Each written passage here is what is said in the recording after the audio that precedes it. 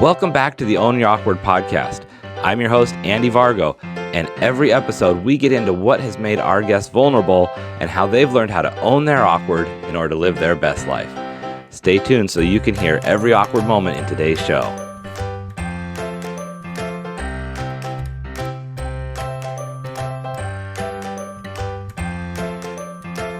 I'm doing very well, Andy. Thanks for having me on. Hey, thank you for joining us. I am so glad. It is a pleasure to have you on board to share your story with the world.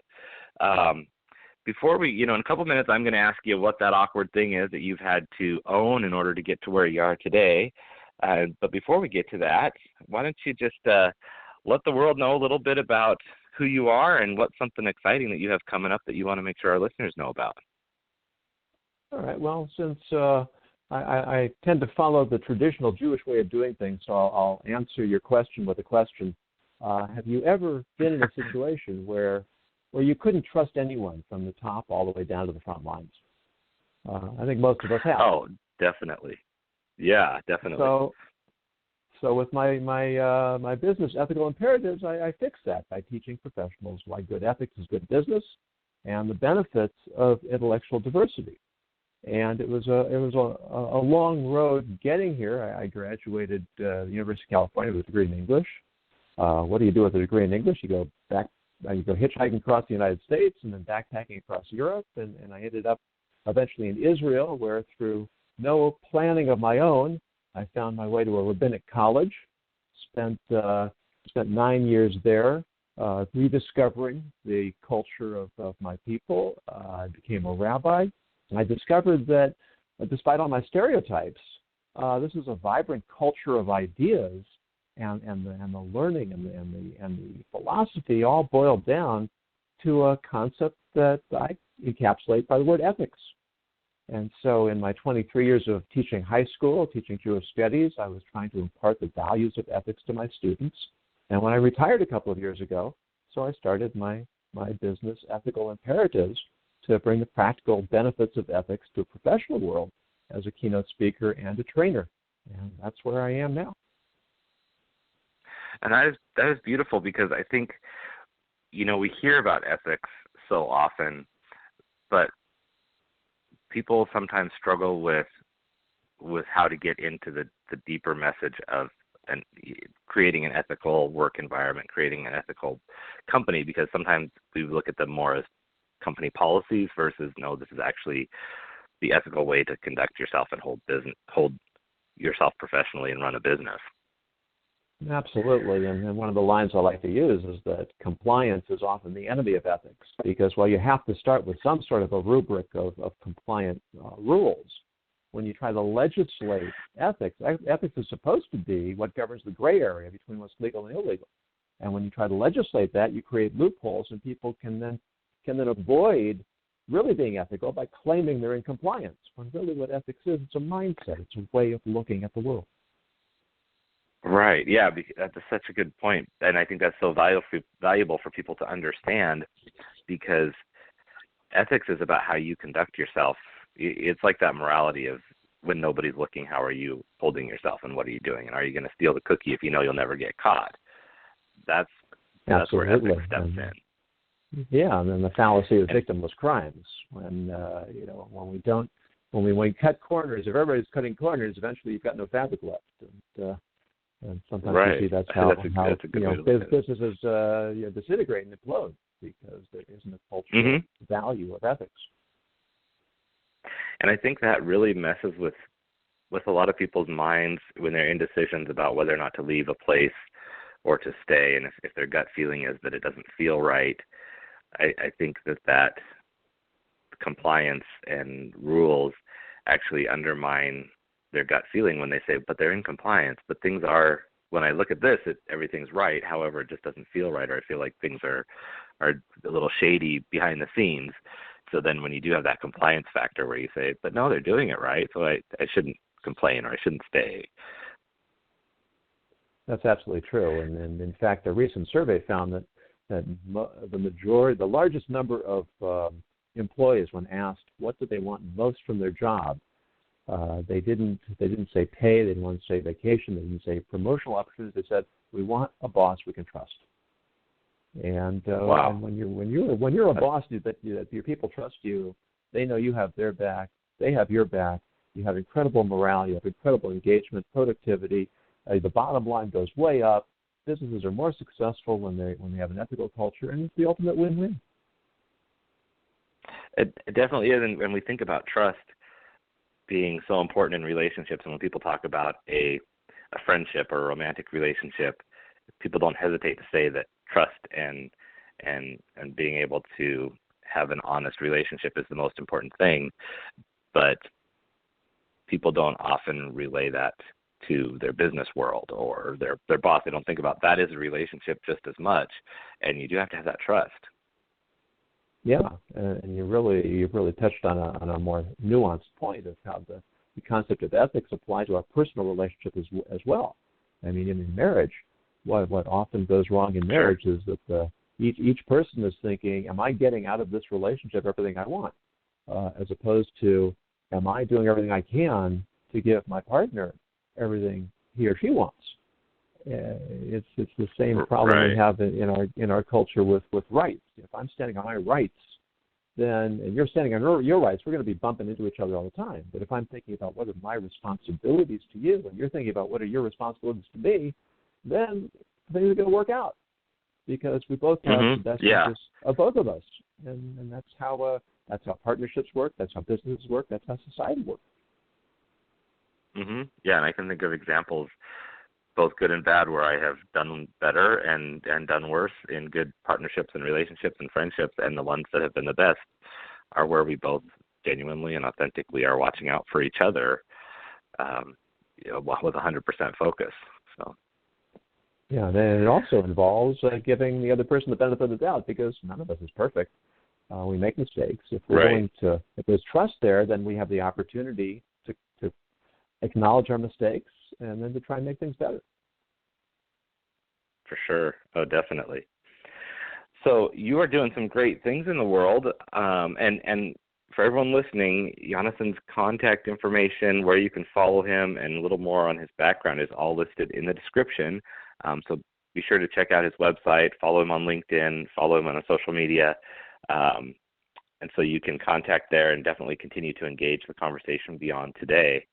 But Yonason, obviously you've had a journey to get to where you are, and I put everybody on the spot on these episodes, and I like to ask, what's that one thing that you've had to own that was your awkward in order to get to where you are today? It's something I think about a lot, especially as I've transitioned from the classroom into a more professional speaking career, standing up in front of hundreds of people, and if all goes well, one day thousands of people. But I think back to when I was in junior high school, and I really wanted to try out for theater. I had a theater class and theater presentations, and it was something I really wanted to do. And I was so pathologically shy that I couldn't ask anybody where to go to audition. And so I missed out on this whole avenue, perhaps, of fulfillment, because I was afraid to simply ask a question. I didn't even know who to ask. I didn't even know how to ask.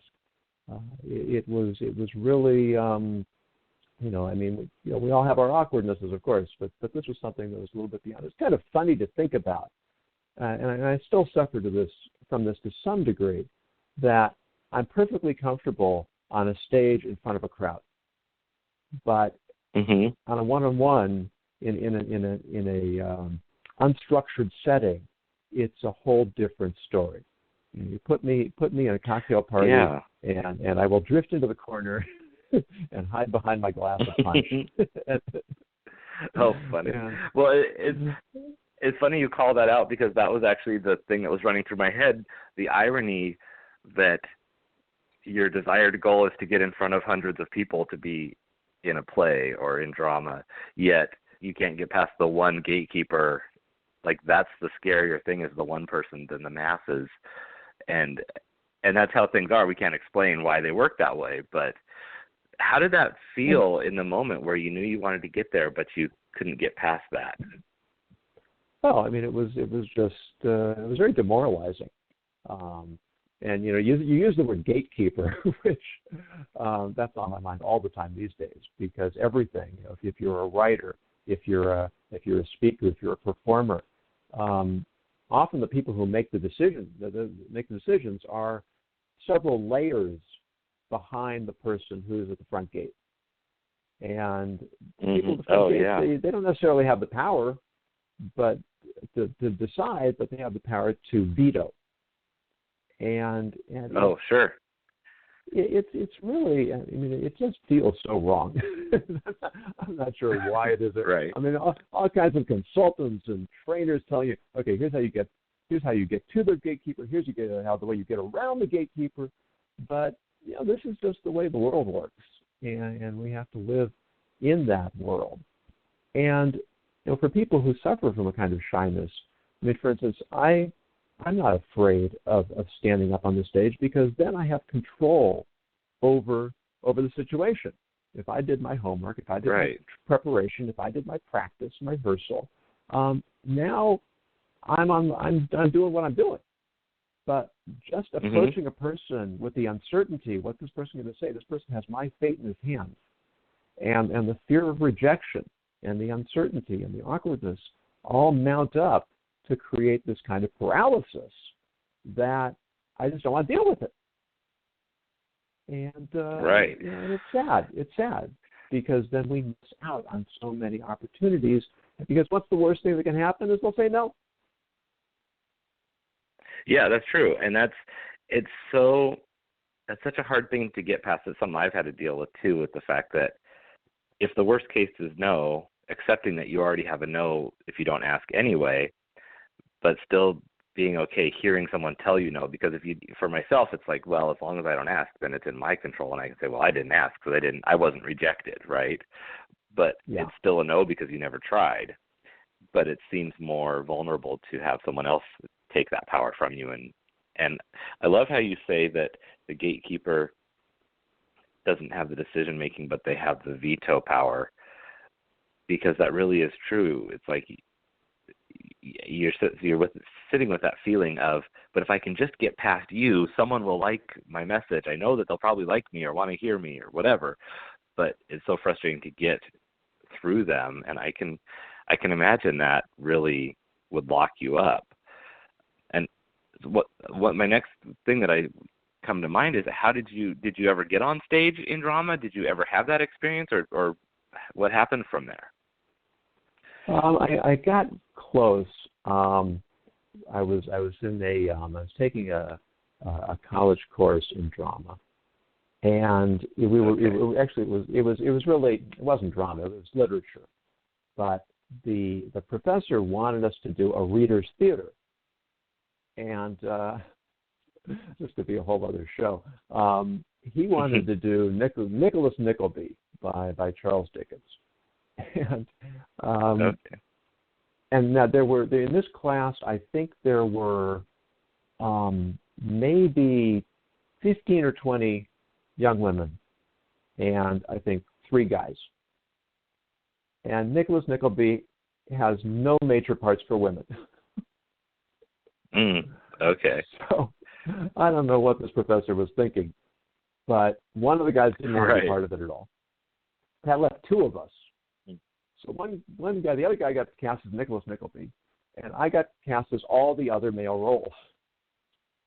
Oh, goodness. So I had a great time.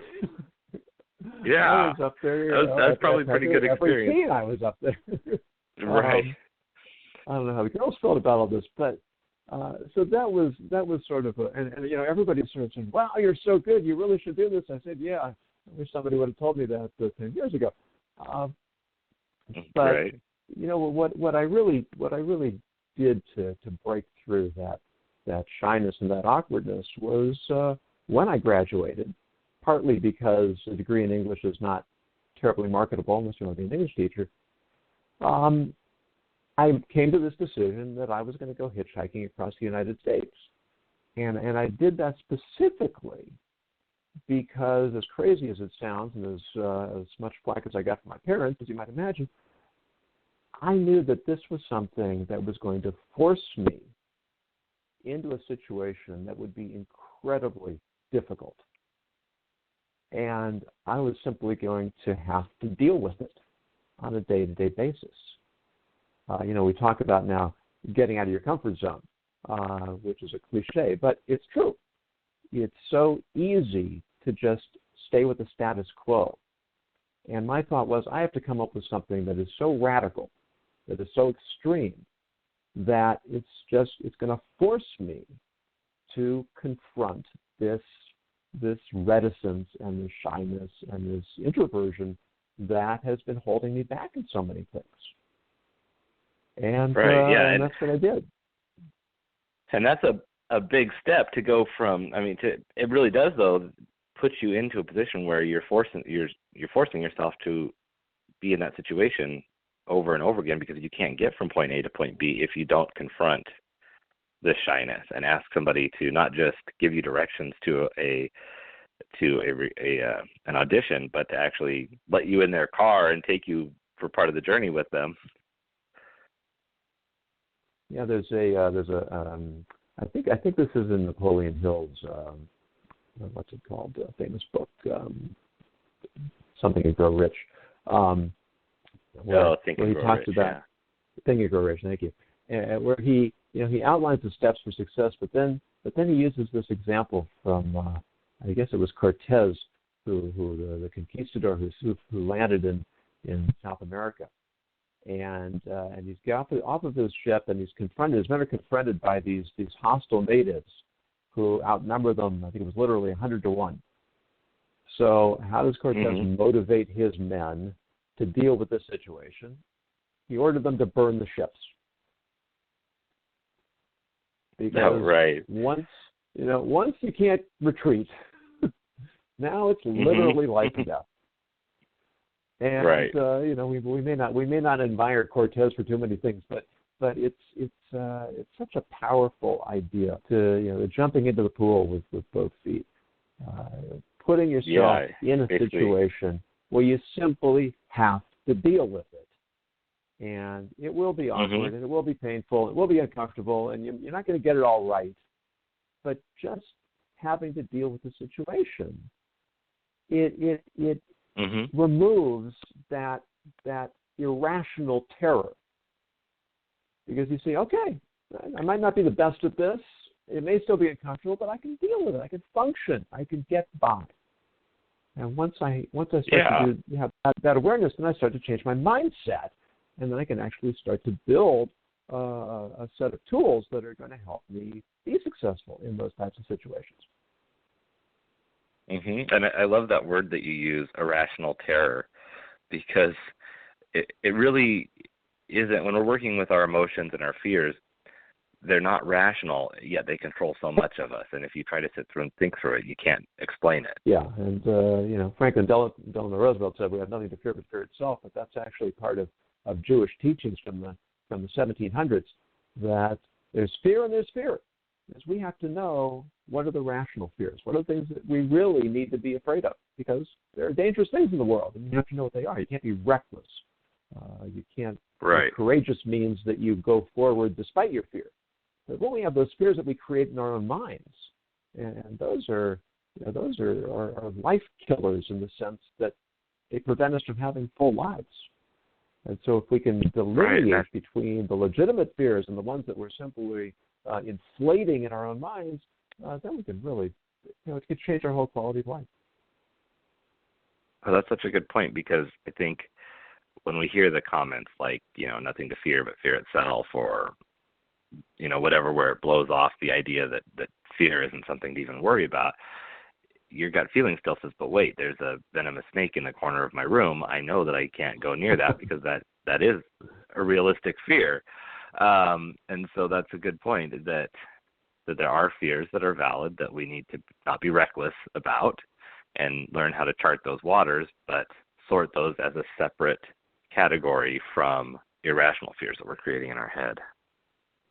Right. And of course, it's not a panacea. It's not an instant cure. I mean, I go to give a speech now, and I very purposefully try to walk through the whole room, get there early, walk through the room, greet as many people as I can.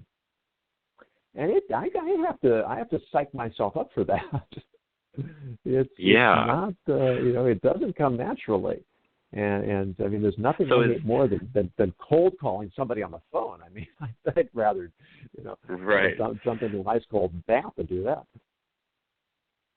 Well, so let's say you're going to speak to hundreds of people in a room. Are you, if I'm hearing you right, the scarier part is actually greeting them one-on-one before you go up to speak to the whole room as a whole? Yeah.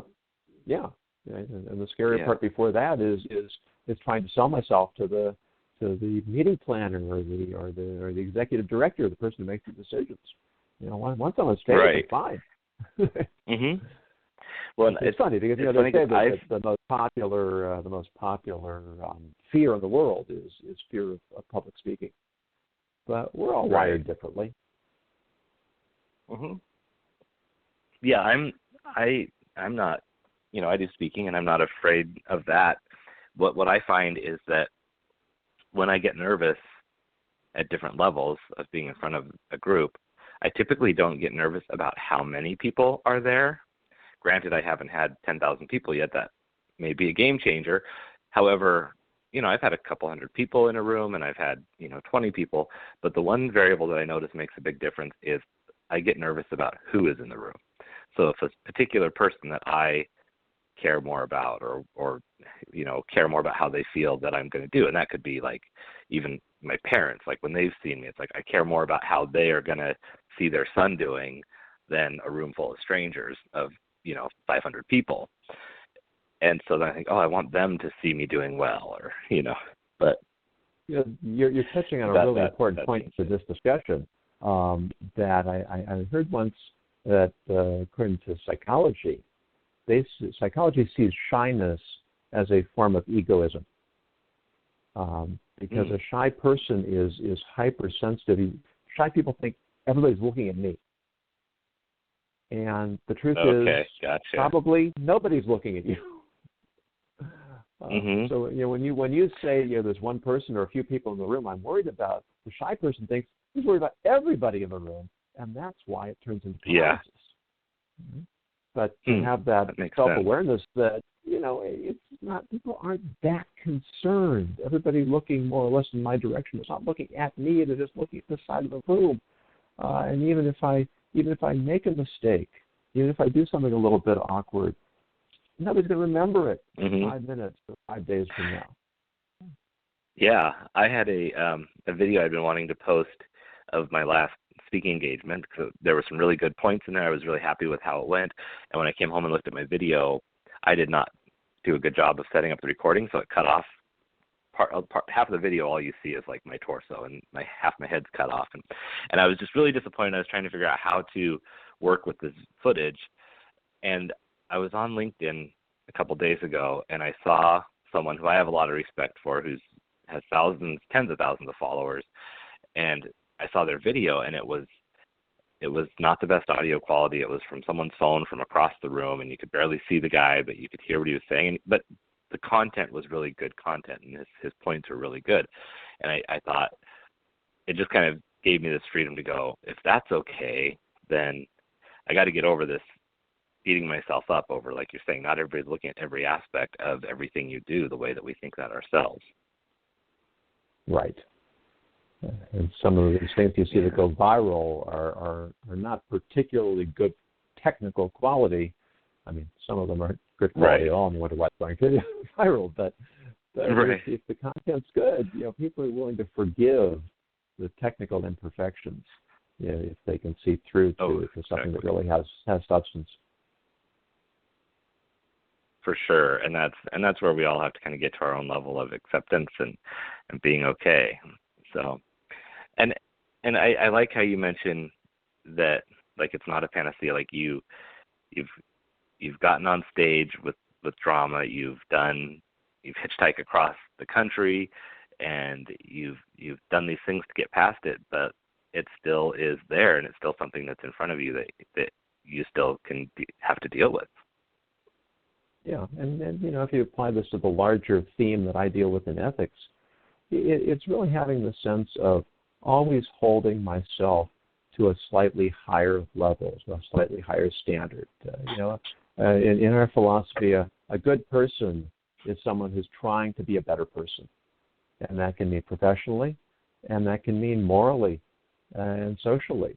In other words, we all have imperfections, and we all have what to work on. We all have shortcomings, and to be conscious of areas that I need to improve, and have a plan, and make an effort, and apply myself, and look back, whether it's day to day, week to week, month to month, year to year. That's what New Year's resolutions are supposed to be about.